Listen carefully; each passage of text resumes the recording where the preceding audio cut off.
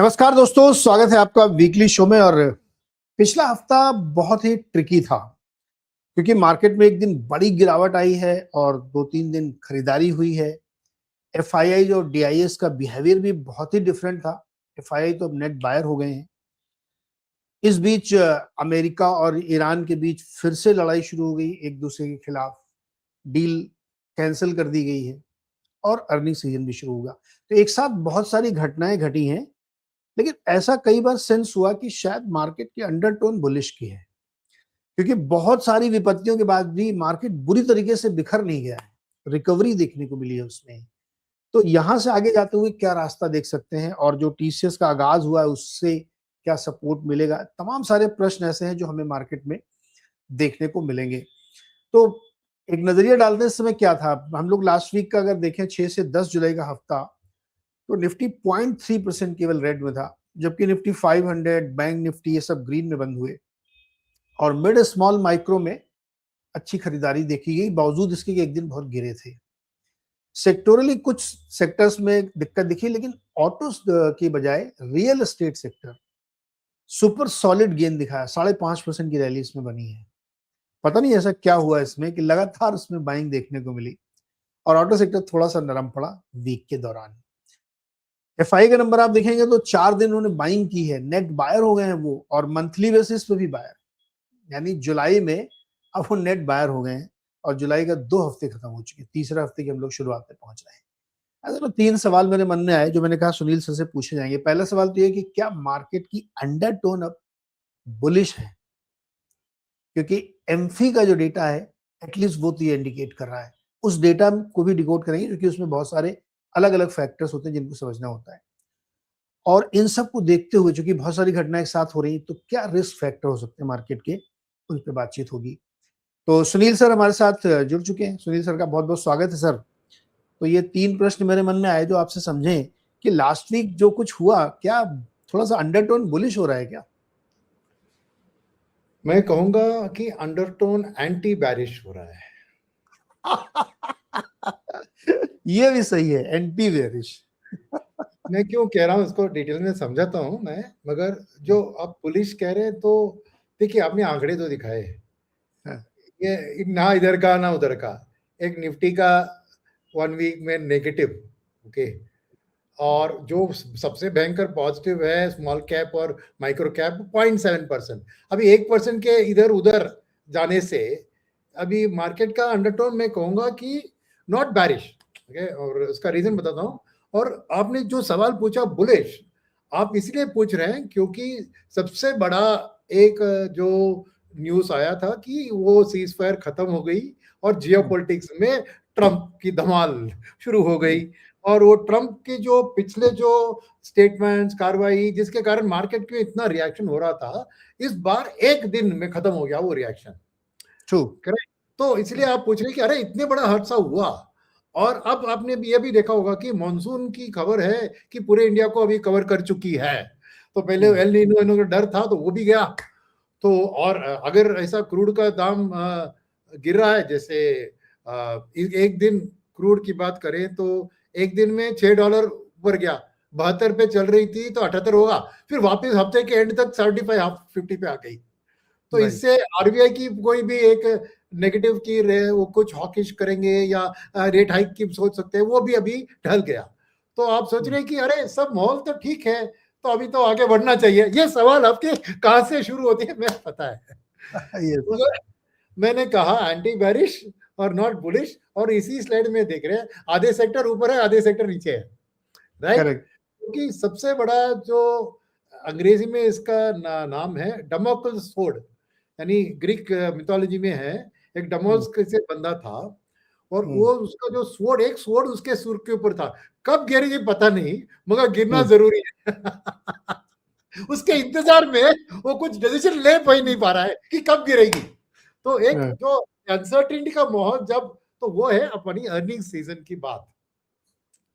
Earning season की बात, और अर्निंग सीजन क्यू में जरूर बहुत सारे सेक्टर्स के लिए खराब होने वाले हैं, जिसमें इसी सेक्टर में देखूंगा तो ऑटो का, एफएमसीजी का, राइट, खराब होने वाला है, राइट। तो उस हिसाब से मैं कहूंगा कि बुलिश टेंडेंसी के लिए क्या चाहिए? अब आप अपनी फ्लोस की चार्ट पे जाइए, राइट? आप बुलिश टेंडेंसी, आपने भी इंट्रोडक्टरी रिमार्क में कहा, अरे एफआईएस बायर्स बन गए हैं। कि बायर्स क्या है? 1000-2000 करोड़ ऐसी बाइंग है, ठीक है? ये इनफैक्ट मेरे ख्याल में ये उतना एक्चुअली बाइंग नहीं है जितना शॉर्ट कवरिंग है। ओके। और रीजन मैं बताता हूं इसका, मेरी सोच के पीछे, कि जब ये तेल का हादसा हुआ और 126 तक चल गई जियोपॉलिटिक्स के कारण, तब ये इंडिया एक बहुत राइप टेरिटरी, डर के मारे कोई एफआईआर निकाल रहे थे वो बात अलग है, मगर वल्चर की तरह जो इस गिरावट, इस संकट में प्रॉफिट बनाने की सोचते हैं, शॉर्ट करने वाले एफआईआई, वो आके जम के शॉर्ट किया इंडिया को। तेल के दाम से इंडिया को पता है कि अपनी इन्फ्लेशन बढ़ेगी, फिस्कल डेफिसिट पे प्रेशर आएगा, ट्रेड डेफिसिट पे प्रेशर आएगा, आरबीआई के ऊपर दबाव होगी रेट हाइक करने का, ये सब नेगेटिव्स उन्होंने फैक्टर करके, और फिर अर्निंग्स में भी उसके इफेक्ट आएगी बहुत सारे सेक्टर्स में। तो वो शॉर्टिंग बहुत बढ़ गया था मार्च, अप्रैल और जून फर्स्ट हाफ तक, राइट? जब जून सेकेंड हाफ में 12 तारीख के बाद आपको ये सीज फायर का ऐलान हुआ कि बातचीत होनी है, 60 दिन में सब ठीक हो जाएगा, तब से तेल का दाम गिरने लगा था। तब से इनकी शॉर्टिंग के लिए कोई लॉजिक नहीं था, और डर गया कि अगर अभी मार्केट बढ़ने लगेगी तो मेरी शॉर्ट को मैं फंस जाऊंगा, तो उन्होंने शॉर्ट कवरिंग धीरे धीरे शुरू किया, और वही जो शॉर्ट कवरिंग की है वो स्टॉक्स की खरीदारी ही यहां पर दिख रही है थोड़ी बहुत। ओके, एक पॉजिटिव एफआई का बाइंग आएगा तो आएंगे तो जम के 5000 करोड़ पर डे खरीदेंगे, राइट? 4000 करोड़ पर डे, और वो सिस्टमेटिकली आपको देखने की जरूरत है। ऐसी एक दिन में 400-400 करोड़, एक दिन में 2000 करोड़, ये एक कंसिस्टेंट बाइंग की स्टोरी नहीं है। ये है जिसका शॉर्ट है उस दिन का रोल ओवर की जरूरत है, उस दिन कुछ करेंगे, राइट? ऐसी बातों से ये मेरे ख्याल में ये ज्यादा है, और सेलिंग प्रेशर कम हुआ, ये मैं मानता हूं, इसलिए मैं एंटी बैरिश कर रहा था। सेलिंग प्रेशर और इस एफआईएस को इंडिया बेचने का कारण जो जियोपॉलिटिक्स एक कारण था वो गया, वैल्यूएशंस भी बहुत सुधर गए हैं, पिछले कंपैरिजन के माफिक सुधर गए हैं, तो उसके कारण बेचने का भी। बट फ्रेश कैपिटल एलोकेट करने के लिए दो कंडीशन को फॉलो करना, ये दो में से एक होने से भी नहीं चलेगा, ये दोनों अगर चले तभी मैं कहूंगा कि हमारी मार्केट का बुलिश टोन एंटर होने के लिए संभावना है। इस बीच एक मिनट बिफोर मैं उसके बाद बात करने से पहले डीआईएस के ऊपर एक ध्यान देता हूं। तो डीआईएस का भी देखें कोई जम से कुछ खरीदारी नहीं है, राइट? और सिवाय एक दिन जहां पर दोनों ने खरीदा, दैट इज फ्राइडे को, उसके अलावा देखें तो ये काउंटर टू एफआईआई कर रहे हैं। जब एफआईआई ज्यादा बेचते कम बेचते हैं, ये कम खरीदते हैं, तो एफआईआई ज्यादा खरीदते हैं, ये कम करा देते हैं। तो थोड़ा इनका एक बैलेंसिंग का अप्रोच रहा है, क्योंकि जिस दिन एफआईआई कुछ बेचते हैं तो उनको कुछ स्टॉक सस्ते में मिलते हैं तो जाके खरीदारी करते हैं। अगर एफआईआई नहीं बेच रहे हैं तो उनकी सोच इस पीरियड में है मैं कैश को अक्यूमुलेट करूं और अर्निंग सीजन का इंतजार करूं।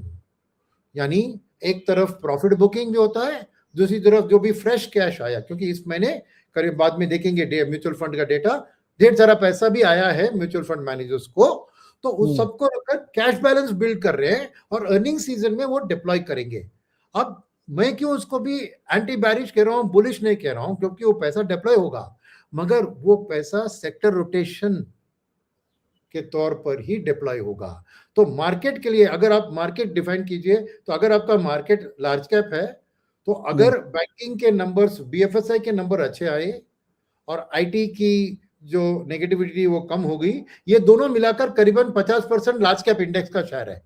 तो अगर डीआईएस ने इन दो सेक्टर में खरीदारी की तो मार्केट आगे बढ़ सकता है, मगर वो गारंटी नहीं है आज के दिन में कि कौन सी सेक्टर की अर्निंग कैसे आने वाली है, माहौल कैसे रहेगा। इसलिए मेरा मानना है कि अभी तक बुलिश ट्रेंड में आ गई, माने वापस लाइफ टाइम हाई की ओर पहुंच सकती है, ये बात नहीं हुआ। मेरे ख्याल में सर्वेंद्र जी का कहना क्या है पता नहीं, मेरे ख्याल में एक between 25,000 to 23,500 market range bound में ही ट्रेड करेगा। सर सर्वेन जी 60-40 हैं, वो 60% बेयर के पक्ष में है, 40% बुलिश। वो कह रहे हैं कि अभी भी बेयर का ग्रिप मजबूत है क्योंकि वीकली बेसिस पे 24,500-300 क्रॉस हुआ ही नहीं। करेक्ट, तो लगभग सहमत है वो मुझसे, ठीक है। ठीक है, तो ये बात तो इसमें मैं क्या अभी थोड़ी डीप में करूंगा, ठीक है। तो ये मैंने ओवरऑल समरी स्टेटमेंट दे दिया, अभी इसमें डीप में उतरूंगा। तो क्या ये हफ्ते में जो मैं एंटी बैरिश कर रहा हूं उसका मेन कारण है कि वर्ल्ड की one of the most traded markets ने ट्रम्प के ब्लफ को कॉल कर दिया है। One of the most traded market, because most traded market currency होती है, करेक्ट। सेकंड मोस्ट और थर्ड मोस्ट ट्रेडेड मार्केट होता है ऑयल। और ऑयल ने सीधा जियोपॉलिटिक्स को थप्पड़ दे दिया। ट्रू। क्योंकि एक दिन $6 बढ़ा इस टाइम में, जब वो वॉर का रीस्टार्टिंग का जो अनाउंसमेंट हुआ, इन्होंने 90 साइड के ऊपर अटैक किया, उन्होंने काउंटर अटैक किया, ये सब खबरें के ऊपर खाली $6 ऑयल बढ़ा। और उस $6 बढ़ने के बाद अगले 2-3 दिन में $2-3 गिर चुका है। तो ऑयल क्या कह रहा है आपको? ऑयल कह रहा है कि भैया ये जियोपॉलिटिक्स का जो डर था वो चला गया मेरे मन से। मैंने जब वॉर शुरू हुई थी मुझे डर था कि ये वॉर किस तरह जाएगी, क्या सब हो सकता है, क्या बड़ी बॉम्ब एक सऊदी अरेबिया की फैसिलिटी ऊपर गिरकर डैमेज कर सकती है, ऐसा कुछ यानी सब एक इमेजिनेशन के अंदर कि वर्स्ट हो सकता है। ऑयल एकदम 126 तक पहुंच गई, ब्रेंट क्रूड, राइट। बट अब वॉर तो हुआ, चला, डैमेजेस हुआ, ये हुआ, अब सब पता लग गया कि क्या है ये वॉर। अब ये वॉर में वर्स्ट क्या था? हॉर्मुज़ स्ट्रेट का बंद होना। अब हॉर्मुज़ स्ट्रेट का बंद हो गया तो अभी उससे वर्स्ट क्या हो सकता है? वापिस बंद ही करोगे, छोटा मोटा जो खुला अपने वो बंद करोगे, तो इसके और नेगेटिव क्या हो सकता है ऑयल के लिए? वर्स्ट तो ऑलरेडी है कि हॉर्मुज़ स्ट्रेट का बंद हुआ, राइट। और इसके अलावा 2-3 चीज है कि एक तो वर्ल्ड में वॉर के कारण एक स्लोडाउन सा चल रहा है, वॉर के इम्पैक्ट्स के कारण, तो उसके कारण डिमांड फॉर ऑयल भी थोड़ी घटेगी जैसे वॉर खत्म होती है। सेकंड बात है कि सऊदी अरेबिया ने ऑलरेडी अपना कार्ड्स खोल दिया और बता दिया कि मैं $11 पर बैरल कम करने को तैयार हूं तेल की दाम, यानी एक्सेस अपने उनकी तरफ से दिख रही है, उनको अपना हाथ में जो ऑयल है उसको जल्दी बेचना चाह रहे हैं। तो एक सप्लाई साइड वो प्रेशर है। सेकंड, यूएई जिसने अपना कैपेसिटी को 2.75 मिलियन बैरल से 5 मिलियन बैरल तक एक्सपेंशन कर दिया, अभी 4.8 तक ऑलरेडी एक्सिक्यूट हो चुका है, वो ओपेक से हट गई बिकॉज ओपेक उससे अलाउ नहीं कर रहा था सप्लाई करने के लिए। और वो तेल रेडी है आके सप्लाई करने के लिए मार्केट में 5 मिलियन बैरल। तो ये सप्लाई डायनेमिक्स और डायनेमिक्स देखकर आज ब्रेंट क्रूड और टेक्सास क्रूड ने दोनों ने कह दिया, अरे भैया जियोपॉलिटिक्स तू अपनी जगह पर रह, मैं अपने एनर्जी सप्लाई डिमांड डायनेमिक्स पे चलता हूं। और बात यही है कि आज $75 का प्राइस मुझे जस्टिफाइड लग रहा है। तो ये अब्सॉर्प्शन जो है for India it is very important, because तो इंडियन मार्केट में जो एक दिन का बिकवाली हुआ इसके कारण, अगर उस स्लाइड पे अगेन जाएंगे आप और फ्लोस के ऊपर जाएंगे, आप देखिए कि क्या असर था। कब था ये? वेडनेसडे का था, 8 जुलाई की बात कर रहे हैं। 2% गिरे थे उस दिन सभी index, large cap, mid cap, small cap, micro cap, सब 2% गिरे थे, राइट। क्या दिख रहा है उस लाइन में? बाइंग। एफआईएस भी खरीदार थे, डीआरएस भी बायर्स थे। यस। समझ लिया आपने कि उस दिन क्यों खरीद रहे? बिकॉज उस दिन जो भी करेक्शन हुआ उनका अच्छा बाइंग अपॉर्चुनिटी था, बिकॉज उनको पता है कि ये फ्यूचर में ये ब्रेंट क्रूड का इंडिकेटर उनको दिखा रहा है कि ये ब्रेंट क्रूड के ऊपर असर ज्यादा नहीं आने वाला है, तो इंडिया के ऊपर भी असर नहीं आएगा। उस दिन फिर किसने बेचा?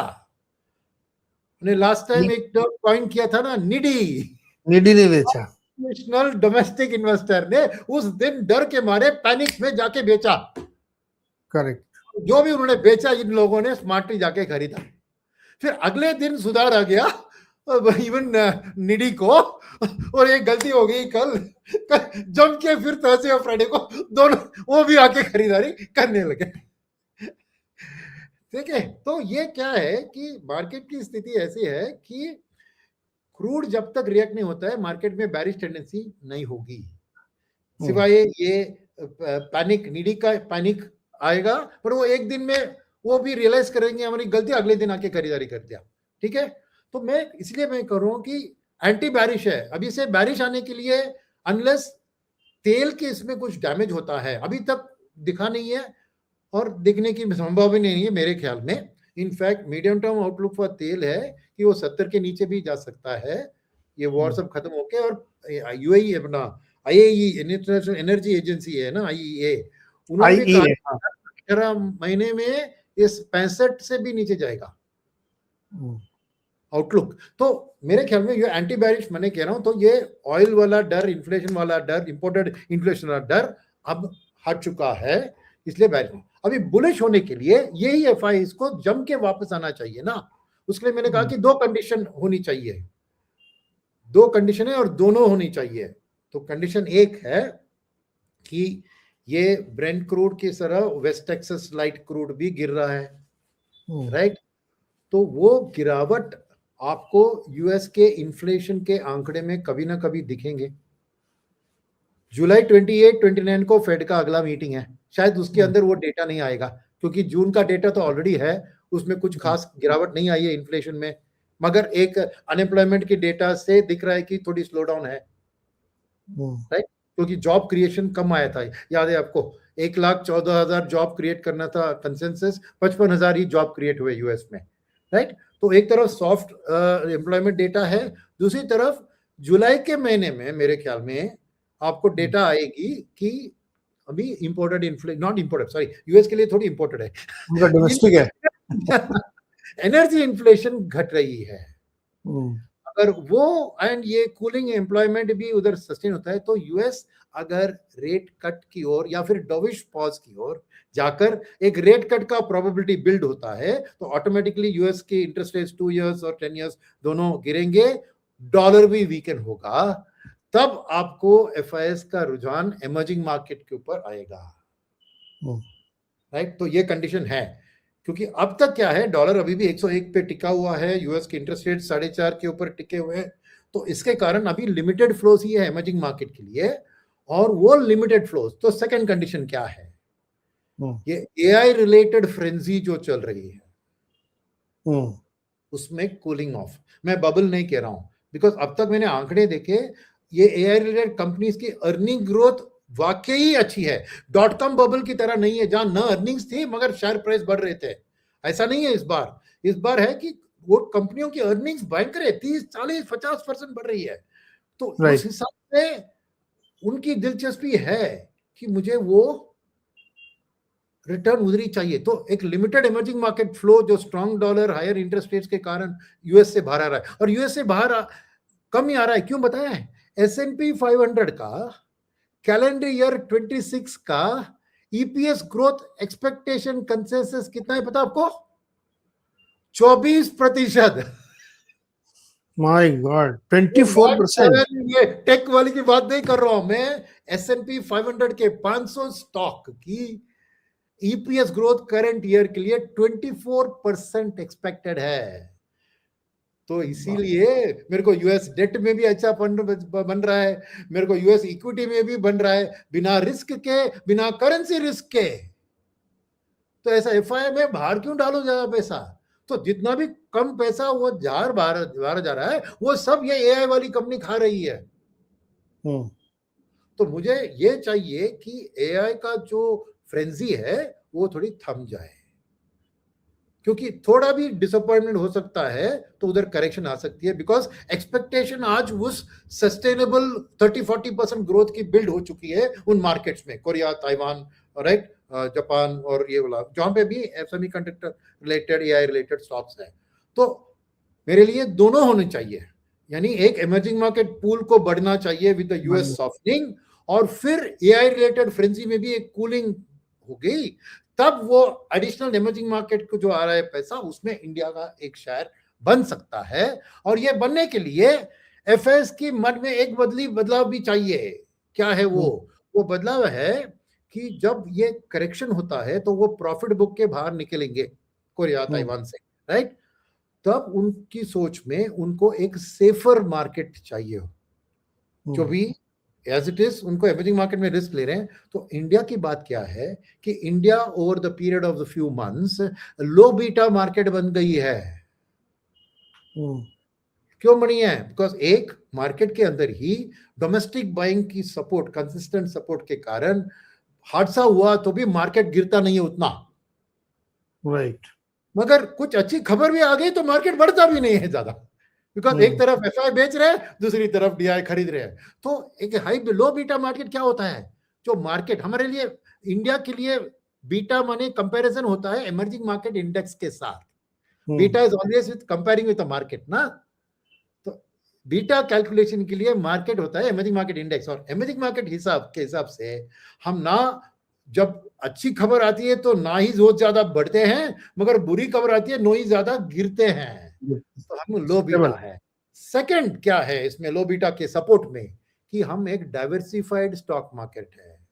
कोरिया ताइवान की तरह कॉन्सेंट्रेटेड स्टॉक मार्केट नहीं है, both in terms of number of stocks in the top 10-20% of the market capitalisation, but in terms of number of sectors available in the market.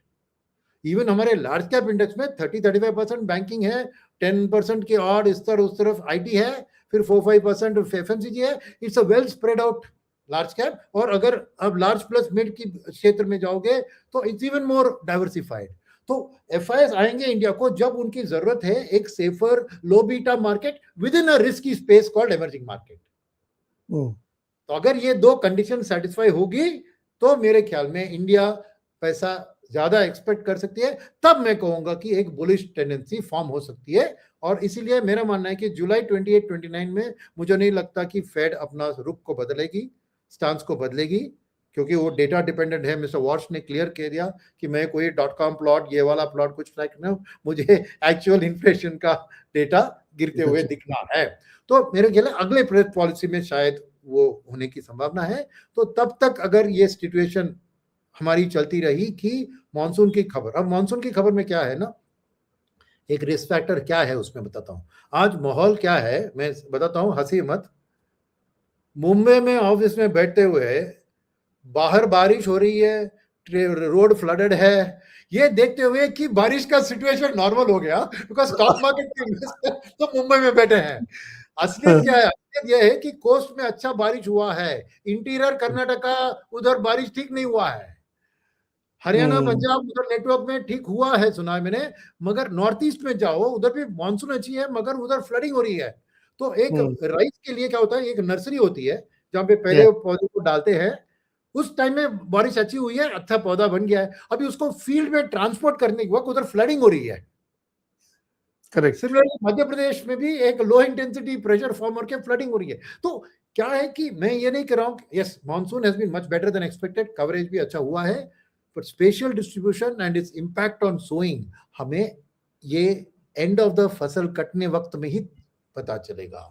और जब तक शायद एल नीनो का effect भी आएगा और वो बारिश फसल कटवाने में क्या इंपैक्ट लगाएगी पता नहीं। तो मैं कह रहा हूं कि मानसून की खबर जरूर पहले से अभी बेहतर है। और लास्ट वेडनेसडे का मैंने आईएमडी का अपडेट भी देखा, उन्होंने ये सब चीज बताया जो मैंने बताया, मैं आईएमडी के अपडेट से ही बता रहा हूं, मगर उन्होंने ये भी कहा कि उन्होंने लॉन्ग टर्म मॉनसून का एक्सपेक्टेशन को 92% ऑफ लॉन्ग टर्म एवरेज से 90% तक गिरा दिया है। अभी भी उन्होंने अभी भी वो परसेंटेज को इंप्रूव नहीं किया है, सेम 92%, अभी 90% पे है। तो आईएमडी कह रही है कि अभी भी ठीक नहीं है, मगर जैसे मैंने कहा ये सब एक अनसर्टेनिटी है। मैं ये नहीं कह रहा हूं कि फसल खराब होगी और बैड न्यूज होगी, नहीं, अनसर्टेनिटी है। मगर क्या है, आज लोग ये सब खबर सुन के कह रहे हैं monsoon is covered most of India, और बाहर देखो तो बारिश हो रही है, तो ठीक है, सब ठीक ठाक समझ रहे हैं, बिकॉज कैपिटल मार्केट के पार्टिसिपेंट्स मुंबई, पुणे और दिल्ली, गुजरात यहीं पे ज्यादा है।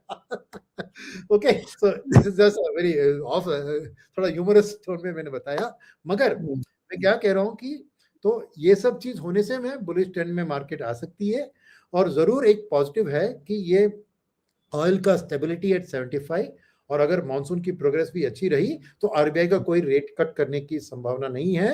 और रेट तो होल्ड करेंगे, न्यूट्रल पॉलिसी या शायद अकोमोडेट भी करने की संभावना है। और इसीलिए आप सेक्टर्स में देखें, रियल्टी का एक कारण, कंज्यूमर ड्यूरेबल का एक कारण, बिकॉज ये रेट सेंसिटिव सेक्टर्स है, पीयूसी बैंक्स की थोड़ी वापसी, ये सब वो कह रही है कि अभी रेट हाइक का फियर हट गया पीछे और एक अच्छी स्थिति में पहुंच रहे हैं, राइट।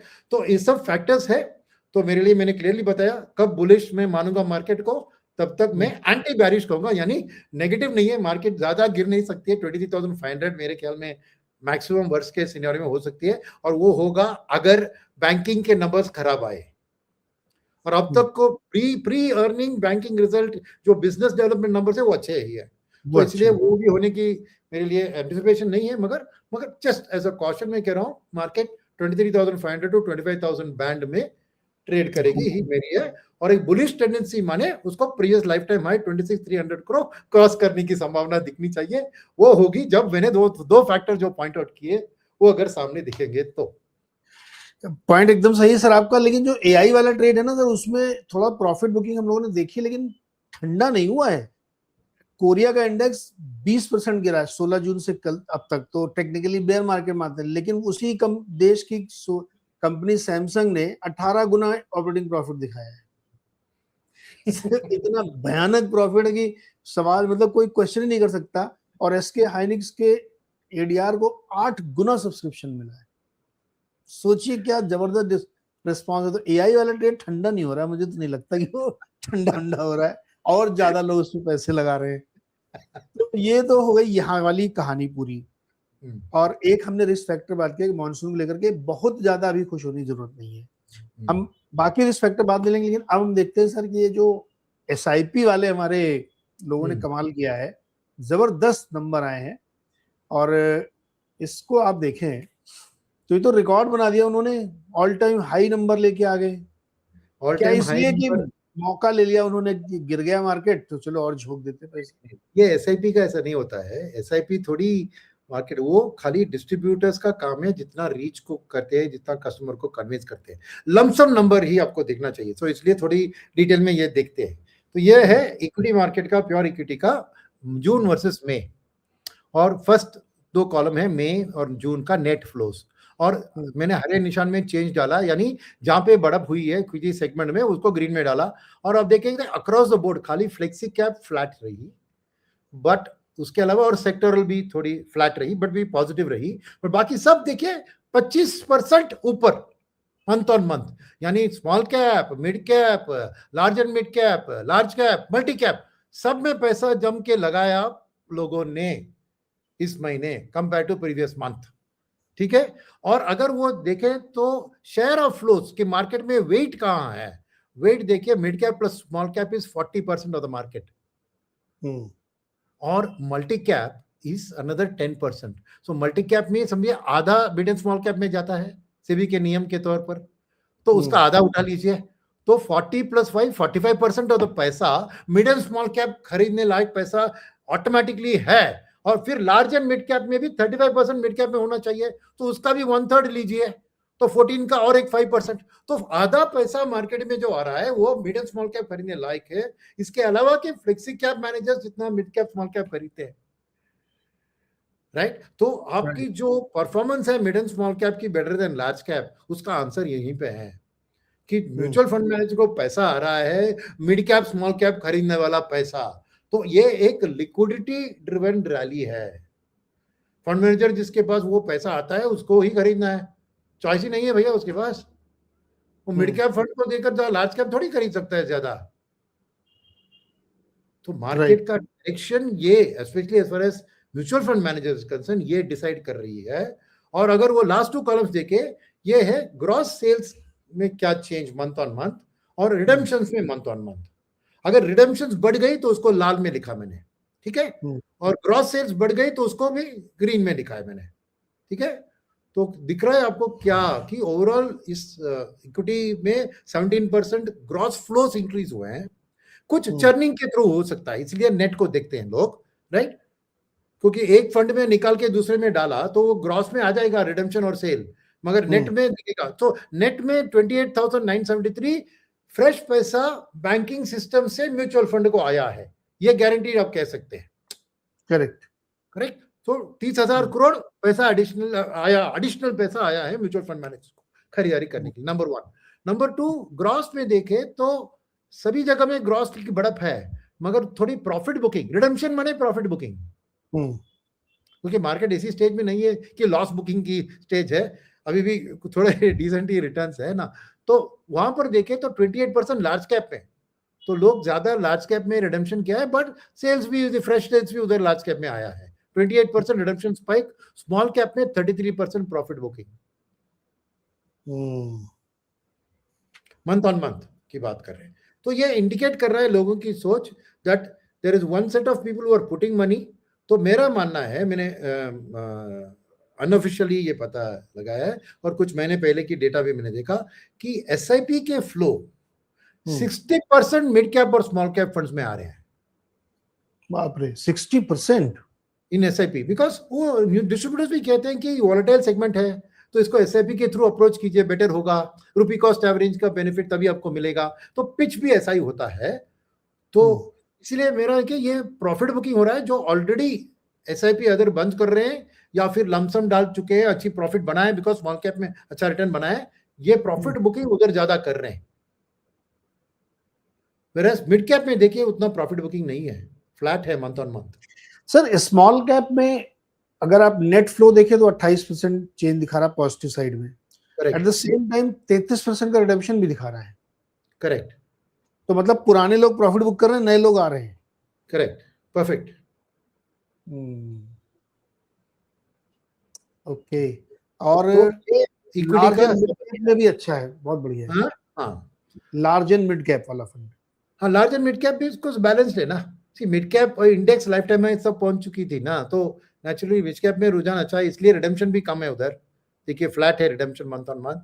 और लार्ज एंड मिड कैप में भी अच्छा ग्रोथ भी है और ओनली 12% रिडेम्पशन की बढ़त है।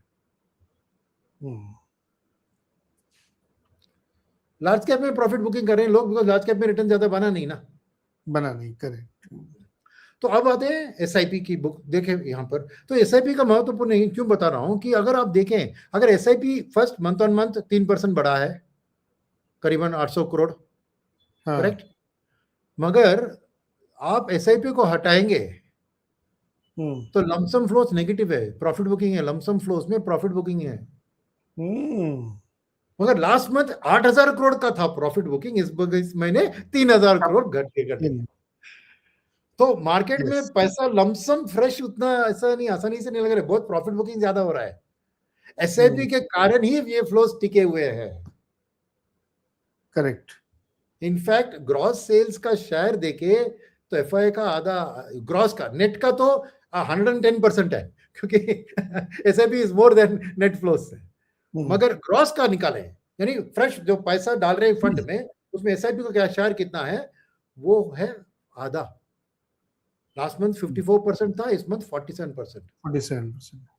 सो ग्रॉस में पैसा जो आता है वो एसआईपी के जरिए आता है, बाकी जो है वो लमसम के जरिए आता है, वो शायद रोटेशन के थ्रू भी आ सकता है, यानी एक फंड से मैंने रिडीम कर दिया और दूसरे फंड में डाल दिया, लार्ज कैप से रिडीम करके मिड कैप में डाला या ऐसे कुछ बात, वो सब आती है उसमें। मगर आधा लार्ज का जो ग्रॉस सेल्स का वेट एसआईपी के ऊपर है, और नेट सेल्स का तो मान लीजिए कि एसआईपी की नहीं होती तो मार्केट में नेगेटिव फ्लोस होती। सर ये कह सकते हैं क्या कि साइडलाइन में भी बहुत पैसा बैठा हुआ है लमसम का डेटा देख के?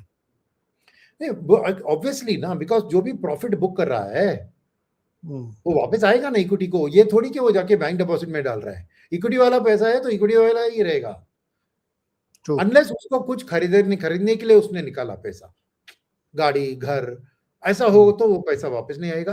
नहीं तो किसी को लगेगा कि मुझे इस सेगमेंट में बहुत पैसा बन गया, प्रॉफिट बुक करता हूँ और फिर 2-3 महीने का इंतजार करता हूँ, फिर वापस लाता हूँ, ये भी हो सकता है। Right, okay. तो ये हुआ एसआईपी का डिस्कशन। अब आते हैं और एक कैटेगरी जो जनरली ये चैनल वाले और ये वाले इसको भूलते हैं, बिकॉज इसमें भी इक्विटी खरीदने वाला पैसा है, ये है हाइब्रिड कैटेगरी। क्योंकि हाइब्रिड में होता है जनरली देखिए 65% इक्विटी में रहता है, 35% डेट या गोल्ड या कुछ और में चला जाता है, क्योंकि टैक्सेशन इक्विटी टैक्सेशन देने की कोशिश में वो इक्विटी प्लस आर्बिट्राज में रखते हैं, राइट। तो एक एवरेज में देखें यहाँ पर हाइब्रिड में भी फ्लोस मंथ ऑन मंथ बढ़ी है, from 5,000 crore to 7,000 crore, 30% incremental बढ़ी है, पीपल ने निवेश किया। ऑफ कोर्स वहां पर देखे तो बैलेंस एडवांटेज का पिछला महीना खराब था, इस महीना थोड़ा सुधर गया है, राइट। एग्रेसिव हाइब्रिड में भी आ रहा है, मगर उसमें भी देखे तो it is multi asset fund जहां पे थोड़ी गोल्ड की भी रुझान है, राइट। उसका भी अच्छा ग्रोथ हुआ है। इन एब्सोल्यूट नंबर्स देखे तो करीबन 900 करोड़ की एडवांस हुआ है उसमें, राइट, फ्रॉम 4,800 माइनस 3,900, राइट। तो इसमें भी एक इक्विटी कंपोनेंट आएगा, उसका भी मैंने गणित किया है, बाद में दिखाता हूं, ठीक है। तो अब आते हैं पैसिव फंड्स, इसको भी मार्केट इग्नोर करती है, जब डेटा पब्लिश होता है खाली इक्विटी का दिखाते हैं। अब यहां पर क्या है, आपने देखा कि इंडेक्स फंड में नेगेटिव हो गया फ्लोस, रिडेम्पशंस आपको 34% बढ़ गए मंथ ऑन मंथ, इसलिए आपको नेट फ्लोज नेगेटिव थे। मगर ईटीएफ में देखिए लास्ट मंथ का 600 नेगेटिव से इस बार 13,000 करोड़ पॉजिटिव, और ईटीएफ का पॉजिटिव माने इंस्टीट्यूशनल इक्विटी बायर्स घुसे हैं अंदर, क्योंकि ज्यादातर इंस्टीट्यूशनल होता है। मेरी कॉल सही हो गई, मैं लोगों से कह रहा था कि यार ईटीएफ के थ्रू जाना, अब जाना तो, क्योंकि आपको पता नहीं कहाँ करना, तो ईटीएफ बेस्ट है। देखिए एकदम सही पड़ी ये है। 13,000 ये भी इक्विटी में आके सपोर्ट किया है, क्योंकि ईटीएफ भी ज्यादातर लार्ज कैप्स होते हैं। यस, तो ये भी डोमेस्टिक पैसिव फंड मैनेजर के साथ, तो एमएफ की इंडस्ट्री के लिए ये भी एक इनफ्लो है। गोल्ड में लौट रहे हैं लोग वापस, क्योंकि गोल्ड का क्या हुआ ना, एक करेक्शन हुआ, राइट। इंटरनेशनली गोल्ड का तो एक महीने में बहुत करेक्ट हुआ, इंडिया में थोड़ा कम हुआ है बिकॉज रूपी का उतना वीकनिंग नहीं हुआ इस महीने, तो इंडिया में थोड़ा कम है, बट फिर भी मेरे ख्याल में 3 महीने में 4-5% नेगेटिव है गोल्ड। तो ये गोल्ड की नेगेटिव के कारण कुछ लोग गोल्ड में, तो गोल्ड ईटीएफ में लास्ट मंथ गिर गया था, अब वापस देखिए गोल्ड में रुझान आ गई, गोल्ड ईटीएफ में पैसा आना शुरू हो गया है। हाँ, 3,000 करोड़ गोल्ड में आए हैं। नेट डिफरेंस है एक्चुअली 4,000 करोड़, लास्ट मंथ का नेट -725 से अभी पॉजिटिव 3,500 हुआ है, तो गोल्ड में पैसा आना शुरू कर दिया, लोग वापस इस करेक्शन को एक इन्वेस्टमेंट अपॉर्चुनिटी सोचकर रहे। इसलिए आपको मल्टी एसेट फंड में भी जो भी आ रहा है वो गोल्ड के कारण भी हो सकता है। यस। तो अब आते हैं एक समरी के ऊपर, equity plus hybrid plus gold, क्योंकि गोल्ड ईटीएफ भी म्यूचुअल फंड इंडस्ट्री के लिए आता है ना। तो देखिए नेट फ्लोस में चेंज हुआ है कितना, डबल, 27,000 करोड़ था ये सेम फिगर तो लास्ट मंथ के लिए, इस महीना है 52,000 करोड़, और इसमें थोड़ा डेट में भी जाएगा, थोड़ा गोल्ड में भी जाएगा, तो एक इफेक्टिव इक्विटी मैंने निकाला है नीचे, क्योंकि मेरे अनुभव में हाइब्रिड में जितना इक्विटी जाता है उसका एक मायना लगाकर मैंने लगाया कि equity, pure effective equity for fund managers to buy has gone up 40% from 26,000 crore to 44,000 crore. 44 fund manager के पास पैसा है मार्केट को सपोर्ट करने के लिए, इसलिए मैंने कहा कि एंटी बैरिश हूं मेरी स्टांस, क्योंकि गिरने नहीं देंगे गिरने नहीं देंगे। यस, तो ये म्यूचुअल फंड का समरी, वेरी ट्रू। और नंबर्स को देख के लग भी रहा नहीं आपका, अच्छा ये हमारा थंबनेल ही होगा कि not bullish anti bearish. That's true. अब से मेरा भी एक क्वेश्चन बाकी था, जिसमें हम लोगों ने एक रिस्क की बात की कि हाँ इन्फ्लेशन, मॉनसून का थोड़ा एक रिस्क हो सकता है। कोई एनी अदर रिस्क आपको जो लगता है कि मार्केट में कोई रिस्क फैक्टर इस समय प्ले अप हो रहा हो? जैसे एक है मेरे को निडी का बिहेवियर, जब अर्निंग्स क्यू ऑन क्यू उनको नेगेटिव दिखते हैं, अगर वो पैनिक करेंगे तो मार्केट में एक ड्रैग होगा, specially mid cap, small cap, micro cap में। तो ये उनका बिहेवियरल एक्शन हो सकता है कि, क्योंकि एक फंड मैनेजर के तौर पर अगर वो क्वार्टर ऑन क्वार्टर नेगेटिव देखेंगे उसको इग्नोर करेंगे, बिकॉज सबको पता है कि ये हो गया है, और ये high level of oil price अब तो भी घट गया, अभी 75 के लेवल पे है आने वाले दिन के लिए। तो वो उतना नेगेटिवली रिएक्ट नहीं करेंगे फंड मैनेजर्स, चाहे वो एफआई का हो या डीआई का हो। मगर ये निडी के प्लेयर जो है, इंडिविजुअल प्लेयर्स जो है, वो अगर इसको देखकर डर गए और सोचते कि नहीं मेरा अच्छा पैसा बना है इसमें मैं अभी निकालता हूं, वो मार्केट के लिए एक कूलिंग इफेक्ट हो सकता है। तो रिस्क है ये, पार्टिसिपेंट्स उनको एजुकेट करना चाहिए कि don't go by this earning season, look at the future. मगर अगर हमारे शो के जरिए उनको वो मैसेज जाएगी और वो शांत रहेंगे तो बड़ी बात है। मगर अगर नहीं हुआ है ऐसे तो फिर वो एक ड्रैग फॉर द मार्केट, माने मैं ब्रॉडर मार्केट की बात कर रहा हूँ, लार्ज कैप की बात कर रहा हूँ मैं, ब्रॉडर मार्केट, क्योंकि अच्छा रैली हुआ है उधर। अगर आप mid cap small cap index को देखें, अच्छा रैली हुआ है, सॉलिड, सॉलिड, राइट। तो ये और ये पता भी है हमें कि म्यूचुअल फंड मैनेजर को पैसा उधर मिल रहा है तो इसलिए वो बढ़ रहे थे। मगर क्या होगा कि जब ये पैनिक करके बेचते हैं, म्यूचुअल फंड इमीडिएटली जाके नहीं खरीदते हैं, वो थोड़ा गिरने दो यार फिर बाद में खरीदता हूँ, वो टिपिकल बिहेवियर भी दिखाएंगे, तो थोड़ा वॉलेटिलिटी उसके कारण आ सकता है। तो रिस्क ऐसा मार्केट रिस्क, ये इकोनॉमी का रिस्क नहीं है, ओवरऑल की नहीं है, ऐसा मार्केट रिस्क, लिक्विडिटी का रिस्क आ सकता है कि कोई भी पैनिक बिकॉज कोई कंपनी का अर्निंग्स इतना खराब दिखता है because of the crude related cost बढ़ने के कारण, वो है। मॉनसून का ऑलरेडी हमने देख लिया। तीसरा है कि ब्रेंट क्रूड का मैंने बताया कि अभी तक दिखा रहा है कि जियोपॉलिटिक्स को जा भाड़ में, मैं अपनी ट्रैक पे जाऊंगा। मगर ऐसे कुछ स्थिति आ गई कि ब्रेंट क्रूड वापस बढ़ने लगेगी तो दिक्कत ऐसी आती है किसी चीज के कारण, पता नहीं, शायद कोई ईरान ने बॉम्ब, बड़ी फैसिलिटी, ऑयल फैसिलिटी के ऊपर डाल दिया।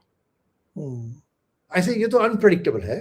मगर ब्रेंट क्रूड का प्राइस मूवमेंट एक रिस्क फैक्टर है। अभी तक उसने दिखाया कि नहीं मैं शांत हूं, राइट।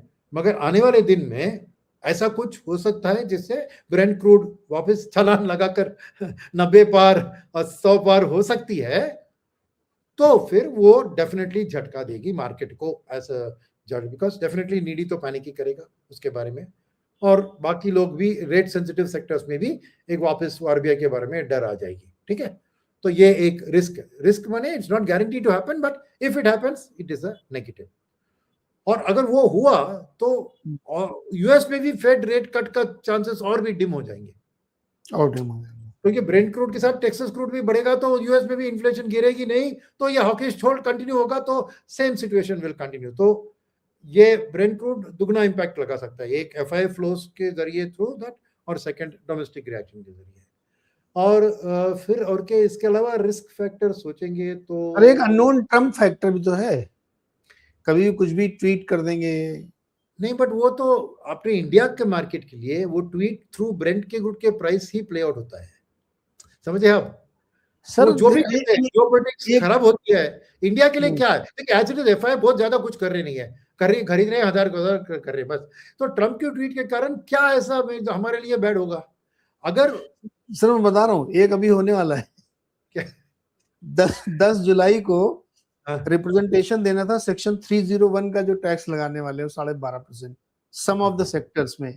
तो सरकार ने शायद अपना रिप्रेजेंटेशन दे दिया होगा। अगर वो उससे खुश नहीं हुए तो अगले हफ्ते आपको ये एक और बुरी खबर मिलेगी, 12.5% टैक्स फॉर सर्टेन सेक्टर्स की। आप लेबर लॉस ठीक नहीं लगाते हैं, आप ये करते वो करते हैं, उसकी 10 जुलाई डेट थी। तो कुछ भी कभी कहीं से ये वन ऑफ होगा, ये वन ऑफ है, एक आएगा कुछ ना कुछ। नहीं हो सकता है होगा, मगर ट्रम्प के रीसेंट टॉक्स से इंडिया की ओर थोड़ी सॉफ्ट स्टैंस ही दिख रहा है। पता देखिए वो गोर नए एम्बेसडर भी बहुत कोशिश मेहनत कर रहे हैं सब ठीक कराने के लिए। अभी मैंने जो सुना था कि ये ट्रेड डील साइन करने की डिले इंडिया की ओर से है सर 1%। वो 1% जो है ना, वो इतना बड़ा फैक्टर है कि वो सॉल्व ही नहीं हो रहा है, 99% हो गया है। तो वो है जरूर जो आपने बताया, वो एक रिस्क जरूर है, वो भी है। उसके अलावा बस मॉनसून की खबर I think is quite important, वो तो कंट्रोल में नहीं है। बस उसके अलावा इसलिए ना मैंने सोचा कि डीएस के पास भी पैसा है, अभी कुछ डरने की बात नहीं है, करेक्शन ज्यादा नहीं हो सकता है, तो एक एंटी बारिश व्यू ही होगा। तो इस माहौल में मैं समझता हूँ कि जो भी करेक्शन आई है, एक अक्यूमुलेशन का अपॉर्चुनिटी भी होगा लोगों के लिए। सर लास्टली एक very quick comment, TCS result आपको सर अच्छा लगा क्या, या ऐसे ही सो टाइप था? नहीं, देखिए इसमें अच्छा और बुरा दोनों है, दोनों बताता हूँ मैं। तो अच्छी बात क्या थी, बुरी बात क्या थी? अच्छी बात थी कि एआई के बारे में थोड़ी डिटेल में उन्होंने बातचीत करके एक इम्पोर्टेंस दिया एआई को। वो एक इम्पोर्टेंट साइकोलॉजिकली इम्पोर्टेंट था। और उसमें जो भी है उनका 13-14 बिलियन का एआई बिजनेस, उसमें ग्रोथ रेट बहुत अच्छी है, ये खबर अच्छी थी। और वो पिच कर रहे हैं साइबर सिक्योरिटी, क्लाउड, ये सब पिच कर रही है, तो नए बिजनेस लाइंस को शुरू कर रही है। और एंथ्रोपिक और मिस्ट्रल के साथ भी टाई अप किया, 50,000 इंजीनियर को ट्रेन कर रहे हैं एआई रिलेटेड में। सब अच्छी, डायरेक्शनली ये अच्छी खबर थी, नंबर 1। नंबर 2 जो बात अच्छी थी वो थी कि हायरिंग पे वापस आ गए। 9,000 लोगों को उन्होंने हायर किया 3-4 क्वार्टर के नेगेटिव के बाद, हायरिंग पे वापस आए। तो अभी हायरिंग भी एआई रिलेटेड लोगों को ही करेंगे, तो ये भी एक अच्छी खबर तो वो भी थी। तीसरी बात जो है, जो अच्छी है, वो मैं कहूँगा कि ज़्यादा डिसअपॉइंटमेंट ना होना एक अच्छी बात है। Right, correct. अब बुरी बात क्या है बताएं? बुरी बात यह है कि उनके मेन बिजनेस लाइन में बीएफएसआई एंड कंजम्पशन में ग्रोथ नहीं है, बिल्कुल नहीं है। 1.6% था बीएफएसआई का और -4% था कंज्यूमर का। तो कोर बिजनेस लाइन में अभी भी वो जियोपॉलिटिकल हवा के कारण लोग बाइंग को डिले कर रहे हैं आईटी सर्विसेज का। तो नियर टर्म में वो एक हेडविंड है ना, तो कब वो सॉल्व होगा तभी उनकी वो ये आगे बढ़ सके, वो एक नेगेटिव है। और मेरे लिए सबसे बड़ा नेगेटिव था डिविडेंड। इतना भयंकर डिविडेंड देखकर वो सिग्नल दे रहे हैं कि मुझे पैसे की जरूरत नहीं है। नहीं। अरे ये एआई के जमाने में एक्विजिशन को ढूंढो, कैसे कह सकते कि पैसे की नहीं जरूरत है? अरे धंधे में आपको रिटर्न नहीं दिख रहा है तो वापस कर रहे हो शेयर होल्डर को पैसा। नेचुरली ये क्यों कर रहे हैं? शेयर प्राइस को होल्ड करने के लिए। बिकॉज अभी ग्रोथ इन्वेस्टर्स आईटी से निकल रहे हैं, तो वैल्यू इन्वेस्टर्स आने से क्या देखते हैं? डिविडेंड यील्ड देखते हैं। एक पेंशन फंड को क्या चाहिए? Income generating asset. तो ये अभी 5% के करीब पहुंच गया उनकी डिविडेंड यील्ड। तो 5% नेचुरली, यूएस ट्रेजरी 4.5% है, तो 5% यील्ड अच्छा है। तो वो उसको टारगेट कर रहे हैं कि ये पेंशन फंड, ये लॉन्ग टर्म इन्वेस्टर्स आ जाए और शेयर प्राइस को सपोर्ट राइट। मगर वो मेरे लिए नेगेटिव है, बिकॉज पैसा आपको धंधे में लगाओ, एक अच्छी कंपनी को जाके खरीदो, इस्तेमाल करो पैसे का। तो वापस शेयर होल्डर को पैसा देना क्या बात है? तो मुझे मार्केट पसंद करेंगे, अरे डिविडेंड डिविडेंड सब, बट मेरे लिए एक ऑनेस्टली बिजनेस की ओर से मेरे को बिजनेस, अपने बिजनेस के अंदर पैसा इन्वेस्ट करे, ये कॉन्फिडेंस दिलवाती है कि कस्टमर की एक्सपेक्टेशन से बेहतर आप रिटर्न दिलवा सकते हो अपने धंधे में। समझ रहे हो? नहीं तो आप क्या कर रहे हो? कस्टमर से मैं पैसा दे रहा हूं, आपको जहां अपॉर्चुनिटी है उधर लगाइए आप। वो क्यों आपके पास आपके कंपनी में लगाएगा? तो ये ग्रोथ कैपिटल आने के लिए ना उनको दिखाना है कि ये कैश का मैं सही इस्तेमाल कर रहा हूँ, बहुत बड़ा निवेश करके एक जो भी है। तो वो मेरे लिए डिसअपॉइंटिंग था। ठीक है, तो ये मेरे लिए plus and minus of TCS. और मगर मार्केट ने अच्छा लिया है, बिकॉज एआई की जो बातें करी, वापस हायरिंग किया, तो उनको लग रहा है कि बाकी आईटी कंपनीज पे अच्छी दिखाएगी। इसलिए एक्चुअली मेरे ख्याल में ये कंफर्म कीजिए, मैंने देखा नहीं, आईटी सेक्टर का परफॉर्मेंस, इंडेक्स परफॉर्मेंस बेहतर था compare to TCS stock price. Correct. तो ये उनके रिजल्ट ने आईटी सेक्टर को एक फिलिप दिया है, but not for the company itself, not for the company. Yes yes yes. So that is my analysis of the result. ये बिल्कुल सही है। तो मुझे भी तो आईटी में सिर्फ ये लगा कि थोड़ा कोशिश करना है, लेकिन लिगेसी बिजनेस इतना बड़ा है उनका कि उसको सेट ऑफ करने में बहुत टाइम लगेगा। और 6 लाख एम्प्लॉई है, 5,93,000, इनको सैलरी देने में इनको बहुत दिक्कत आई। सर एआई को ये भी बहुत लाइटली ले रहे हैं। तो मुझे अच्छा ये लगा कि एआई का बिजनेस मंथ ऑन मंथ बढ़ा है, $2.6 बिलियन का रेवेन्यू किया है, विच इज 8.5%। बट ये 50-50 तक पहुंचने में तो बहुत बहुत ही मुश्किल काम लग रहा है मेरे को। तो अच्छा, मतलब बुरा नहीं था रिजल्ट, बेसिकली एक बुरा नहीं था, बट अच्छा भी नहीं था इतना कि लोग खुश हो जाए। इसीलिए देखिए स्टॉक नहीं चला, इतना पिटा हुआ स्टॉक नहीं चला। पर उन्होंने जबकि भाग्य है कि कभी इसको राहत दिलवा दी। उससे ज्यादा इन्फोसिस चल गया, टीसीएस नहीं चला 0.4%, 0.8% जबकि वो कितना गिरा था। तो इसलिए बस ये समझो कि बहुत बुरा रिजल्ट नहीं था, तो इसलिए गिरा नहीं, चला भी नहीं। एनीवे सर बढ़िया रहा। नेक्स्ट वीक फ्राइडे को रिलायंस का रिजल्ट आएगा, देखते वो क्या कर रहे हैं, और उसमें बहुत सारी चीजें लोग देखेंगे क्योंकि ऑयल का इम्पैक्ट भी उसमें समझ में आएगा। तो नेक्स्ट वीक बड़ा इंपॉर्टेंट होगा। अब तो फिर झड़ी लगेगी सर यहाँ से। इवन 18 तारीख को एचडीएफसी बैंक का रिजल्ट है, उससे भी बड़ा इम्पैक्ट आएगा मार्केट में, पता चलेगा कि ये क्या कर रहे हैं।